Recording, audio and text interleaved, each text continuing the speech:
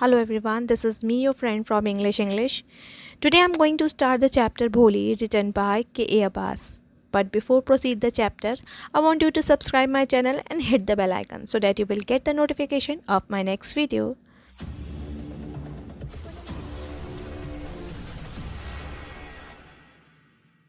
So, before proceed the chapter, take an introduction of this story. This story is of a girl who was ugly and dull, with zero confidence. So she does not get much respect even at home. But in this story, you will come to know that how education had changed her completely. So let's get into the story. उसका नाम सुलेखा था। सब उसे भोली बुद्धू कहकर बुलाते थे। वो नंबरदार रामलाल की चौथी बेटी थी।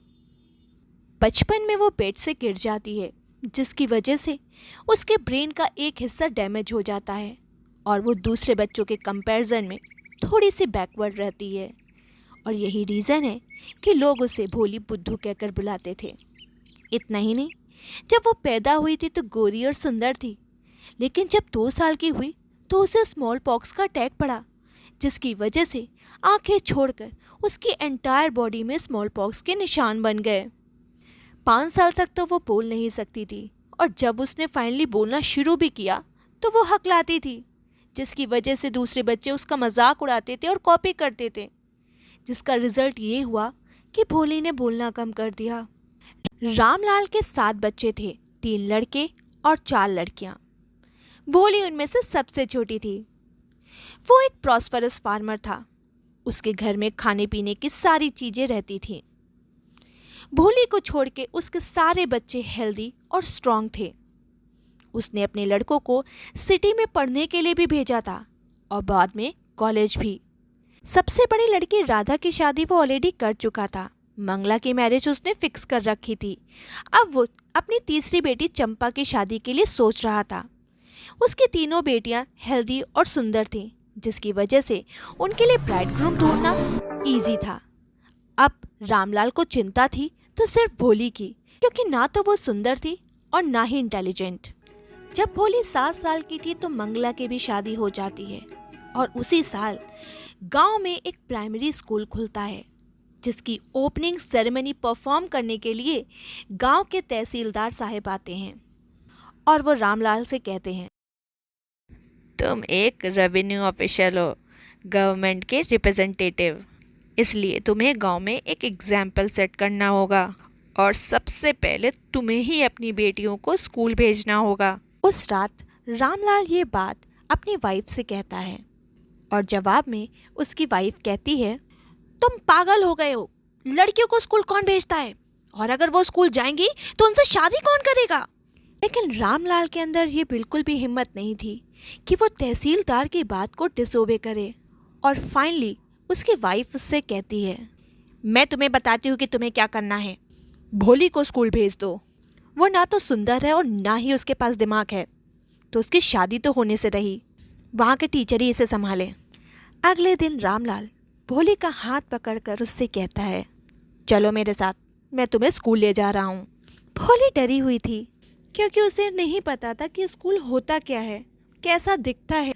उसे तो सिर्फ एक ही बात याद आ रही थी कि कुछ दिन पहले कैसे उसके फादर ने उसकी गाय को, जिसका नाम लक्ष्मी था, बाजार में बेच दिया था। अब वो डर रही थी कि कहीं उसके फादर उसे भी बाजार में बेच ना दें। No no no no no no no no no, पिताजी मुझे कहीं नहीं जाना है। और इस तरह से भोली ना कहकर अपने हाथों को अपने फादर से छुड़ा लेती है। क्या बात है बेवकूफ, मैं सिर्फ तुम्हें स्कूल ले जा रहा हूँ।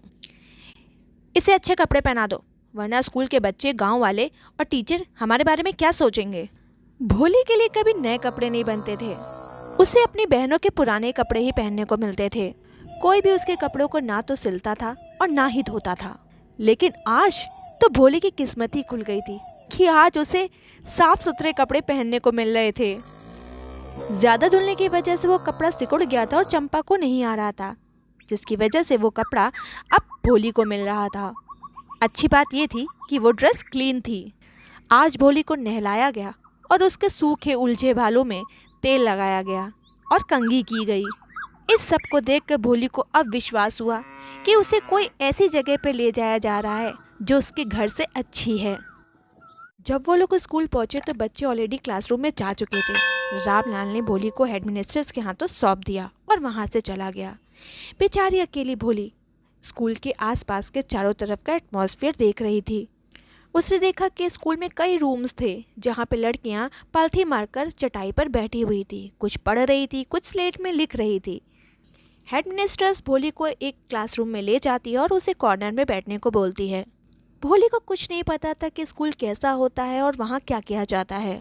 उसे तो खुशी बस इस बात की थी कि उस स्कूल में उसके जैसी ही कई लड़कियाँ थी और उसके मन में एक होप भी जगी कि शायद उनमें से किसी से उसकी फ्रेंडशिप भी हो जाए। क्लासरूम में लेडी टीचर किसी बच्चे से कुछ कहती है। भोली को कुछ समझ में नहीं आ रहा था कि वो क्या कह रही हैं।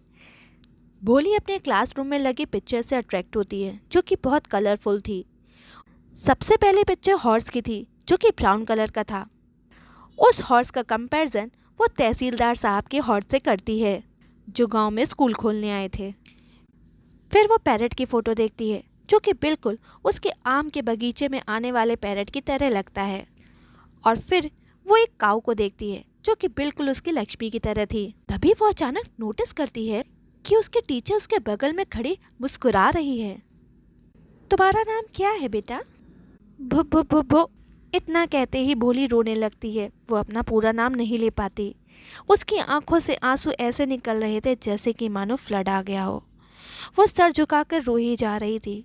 उसकी हिम्मत नहीं हो रही थी कि वो अपना सर उठाकर उन लड़कियों को देख सके जो कि उसका मजाक बना रही थी और हंस रही थी। तभी स्कूल की घंटी बजती है और सभी बच्चे क्लासरूम छोड़कर बाहर चले जाते हैं सिवाय भोली के। भोली के अंदर अभी भी इतनी हिम्मत नहीं थी कि वो अपने उस कॉर्नर से उठ सके। उसका सर अभी भी नीचे था और वो रोए जा रही थी। भोली, भोली। टीचर की आवाज़ इतनी सॉफ्ट और सूदिंग थी कि आज तक भोली ने ऐसी आवाज़ नहीं सुनी थी। उसकी आवाज़ भोली के दिल को छू गई थी। गेट अप बेटा, उठ जाओ। टीचर के बोलने का तरीका बहुत फ्रेंडली था जिसको सुनकर भोली उठ जाती है। Now tell me your name. आप अपना नाम बताओ। इतना सुनते ही भोली फिर से पसीने पसीने हो जाती है और नर्वस हो जाती है।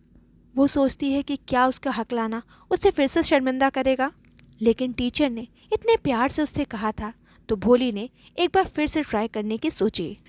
भो भो भो भो। वेल डन, तुम बोल सकती हो, हाँ बोलो। भा भा भो Bholi. At last she was able to say it. और इतना कहने के बाद उसे ऐसा फील हो रहा था जैसे कि उसे कोई बड़ा अचीवमेंट मिला हो। Well done. उसकी टीचर उसका पीठ थपथपाती है और उससे कहती है कि तुम अपना डर अपने दिल से निकाल दो और तुम भी दूसरे बच्चों की तरह बोल पाओगी। ये सुनते ही भोली अपनी टीचर को देखने लगती है। उसके देखने में ऐसा लग रहा था कि वो मानो पूछ रही हो कि क्या सच में वो दूसरे बच्चों की तरह बोल पाएगी। टीचर उसके एक्सप्रेशन को समझ जाती है और उससे कहती है, हाँ तुम भी बोल सकोगी, लेकिन उसके लिए तुम्हें रोज स्कूल आना पड़ेगा। क्या तुम आओगी? भोली हाँ में सर हिलाती है। नहीं सर नहीं, मुंह से बोल के बताओ। हाँ हाँ हाँ हाँ। हाँ बोलने के बाद भोली को खुद भी विश्वास नहीं हो पा रहा था कि उसने बिना हकलाए हाँ बोल दिया। देखा, मैंने कहा था ना तुम बोल लोगी। ये लो। टीचर भोली को एक बुक देती है। वो बुक कलरफुल पिक्चर से भरी हुई थी जिसमें डॉग, कैट, गोट, हॉर्स, पैरट, टाइगर और काऊ भी थी जो कि बिल्कुल उसकी लक्ष्मी की जैसी थी। And with every picture was a word in big black letters. Means वो बुक अल्फ़ाबेट्स की बुक थी। 1 महीने के अंदर तुम इस बुक को पढ़ना सीख जाओगी, फिर मैं तुम्हें इससे बड़ी बुक दूंगी और उसके बाद उससे भी बड़ी बुक दूंगी और फिर तुम गांव में सबसे पढ़ी लिखी लड़की कहलाओगी। तब कोई भी तुम्हारा मजाक नहीं उड़ा पाएगा। लोग तुम्हारी रिस्पेक्ट करेंगे। तुम बिना हकलाए बोल पाओगी, समझी? अब घर जाओ, कल जल्दी मॉर्निंग में आना। टीचर की बात सुनते ही भोली को ऐसा लगने लगा कि उसके विलेज के टेम्पल की सारी घंटियां बजने लगी हैं और उसके स्कूल के सामने जो पेड़ है उसमें रेड फ्लावर्स आ गए हों। उसके हार्ट में नई होप और नई लाइफ की उम्मीद जग चुकी थी।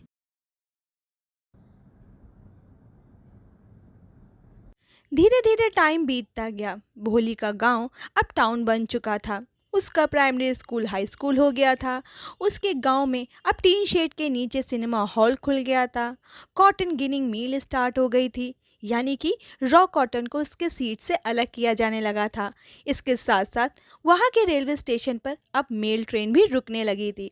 तो ये सारी डेवलपमेंट उसके गांव में हो गई थी with the passage of time. कि तभी एक रात रामलाल अपनी वाइफ से डिनर करते समय कहता है, क्या मैं विशंबर का प्रपोजल एक्सेप्ट कर लूँ? हाँ हाँ, क्यों नहीं। भोली तो लकी होगी कि उसे इतना अच्छा लड़का मिल रहा है, जिसकी इतनी बड़ी शॉप है, खुद का घर है और बैंक बैलेंस भी है। सबसे बड़ी बात, वो लोग हमसे दहेज भी नहीं मांग रहे हैं। ये तो सही है, लेकिन वो ज़्यादा यंग नहीं है, ऑलमोस्ट मेरी एज का है, और तो उसका एक पैर भी खराब है। उसकी पहली बीवी के बच्चे भी काफ़ी बड़े हो गए हैं। तो क्या हुआ, 45-50 ये एज आदमियों में ज़्यादा बड़ी नहीं होती। मैं तो कह रही हूँ हम लोग लकी हैं कि बिशंबर दूसरे गांव का है। उसे भोली के लैक ऑफ सेंसस और पॉक मार्क्स के बारे में कुछ भी नहीं पता। और अगर हमने बिशंबर का प्रपोजल एक्सेप्ट नहीं किया तो हो सकता है भोली पूरी उम्र अनमैरिड रहे।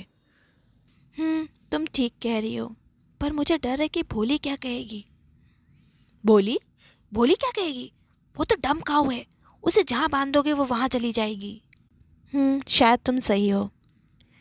उसी यार्ड के कॉर्नर पर भोली अपने बेड पर लेटी हुई थी। वो अभी सोई नहीं थी। वो अपने पेरेंट्स की ये लो वॉइस की कॉन्वर्सेशन सुन रही थी। फाइनली वो डे आ जाता है जब भोली की शादी हो रही थी। बिशंबरनाथ एक राशन की दुकान चलाता है। उस दिन वो अपने फ्रेंड्स और रिलेटिव्स के साथ बहुत बड़ी बारात लेकर आया। उस बारात पर हिंदी पॉपुलर गाने बज रहे थे, जिस पर उसके फ्रेंड्स और रिलेटिव्स डांस कर रहे थे। रामलाल इन सबको देखकर बहुत खुश हो रहा था, क्योंकि उसने कभी नहीं सोचा था कि उसकी चौथी बेटी की शादी इतनी ग्रैंड लेवल पर होगी। इतना ही नहीं, भोली की जो बड़ी सिस्टर्स थी वो उससे जेलसी फील कर रही थी, क्योंकि उनकी भी शादी इतनी ग्रैंड लेवल पर नहीं हुई थी। फेरों का वक्त होता है। पंडित जी दुल्हन को बुलाते हैं। भोली आती है। वो सिल्क की साड़ी पहने होती है और घूंघट करी होती है। उसे लाकर आग के पास बैठा दिया जाता है। अब माला डालने का समय आता है। लेकिन जैसे ही वो माला डालने जा रहा था कि अचानक से पीछे से एक औरत ने उसके चेहरे से घूंघट हटा दिया, जिसकी वजह से उसके पॉक मार्क्स के निशान बिशंबर को देख जाते हैं। बिशंबर अपना हाथ वहीं रोक लेता है और अपने फ्रेंड से कहता है, क्या तुमने उसके चेचक के निशान देखे? हाँ यार, पर तू कौन सा जवान है। वो बात ठीक है, लेकिन इससे शादी करने के लिए मैं इसके पिता से 5,000 रुपये वसूल करूँगा। 5,000? 5,000 मैं कहाँ से लाऊंगा? रामलाल बिशंबर के पैरों में गिर जाता है और अपनी पगड़ी उसके पैर में रख देता है। प्लीज़ 2,000 रुपये ले लो और मेरी बेटी से शादी कर लो, नहीं तो मैं किसी को मुंह नहीं दिखा सकूंगा। इतनी इज्जत प्यारी है तो ले आओ 5,000 रुपये, कर लूँगा मैं तुम्हारी बेटी से शादी, वरना रखो अपनी बेटी अपने पास, मैं चला बारात लेकर वापस। रोते रोते रामलाल तिजोरी के पास जाता है। जैसे तैसे वो 5,000 रुपये कलेक्ट कर बिशंबर के पैरों के नीचे रख देता है। पैसे देखते ही बिशंबर के लालची चेहरे पर जीत की हंसी आ जाती है। अब वो चिल्ला कर कहता है कि लाओ माला, अब मैं शादी करूंगा। जैसे ही वो माला डालने जा रहा था, एक बार घूंघट फिर से हटता है, लेकिन इस बार घूंघट कोई और नहीं, भोली हटाती है। इस बार उसकी आंखें झुकी नहीं बल्कि सामने थी। वो सीधा अपने वुड बी हस्बैंड की तरफ देख रही थी। उसकी आंखों में ना तो गुस्सा था और ना ही हेट थी, सिर्फ और सिर्फ डिसरिस्पेक्ट था अपने होने वाले हस्बैंड के लिए। बिशंबर भोली को माला पहना ही रहा था कि भोली ने हाथ मारकर उस माले को हवा में उड़ा दिया और वो माला जाकर आग में गिर गया। इसके बाद भोली कहती है, पिताजी। जैसे ही भोली पिताजी बोलती है, उसके फादर, मदर, रिलेटिव्स, आसपास के पड़ोसी सब उसे घूर घूर कर देखने लगते हैं, क्योंकि भोली ने पहली बार बिना हकलाए इतनी क्लियर वॉइस में बोला था, पिताजी अपने पैसे वापस ले लीजिए, मैं इस आदमी से शादी नहीं करने वाली। भोली, तुम पागल हो गई हो क्या? परिवार की इज्जत का कोई ख्याल है? आपकी इज्जत के लिए ही मैं इस लंगड़े बूढ़े आदमी से शादी कर रही थी, लेकिन मैं इस तरह के लालची और बुज़दिल इंसान से शादी नहीं करूंगी। मैं ऐसा हस्बैंड नहीं चाहती और इसलिए मैं ये शादी नहीं करूंगी, नहीं करूंगी, नहीं करूंगी। हाय राम, देखो तो जरा कितनी बेशरम है। हम तो सोचते थे कि ये गूंगी गाय है, कुछ नहीं बोलेगी।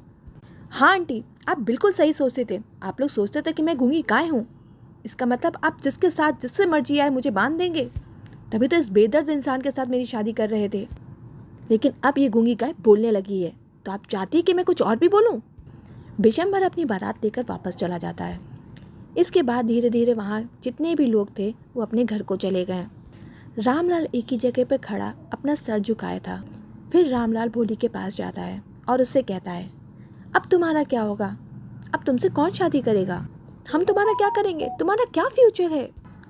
चिंता मत करिए पिताजी, जब आप और माँ बूढ़े हो जाएंगे तो मैं आपके बुढ़ापे में सेवा करूँगी और उसी स्कूल में पढ़ाऊँगी जहाँ से इतना सब कुछ मैंने सीखा है।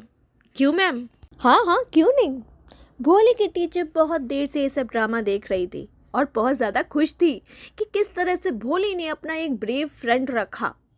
वो बहुत ज़्यादा खुश थी और उनकी खुशी उनकी आंखों में झलक रही थी। तो इस तरह से आज हमारी ये स्टोरी ख़त्म होती है। आगे और भी ऐसी ही स्टोरी के लिए आप हमारे चैनल को लाइक और सब्सक्राइब ज़रूर करिएगा। तब तक के लिए थैंक यू।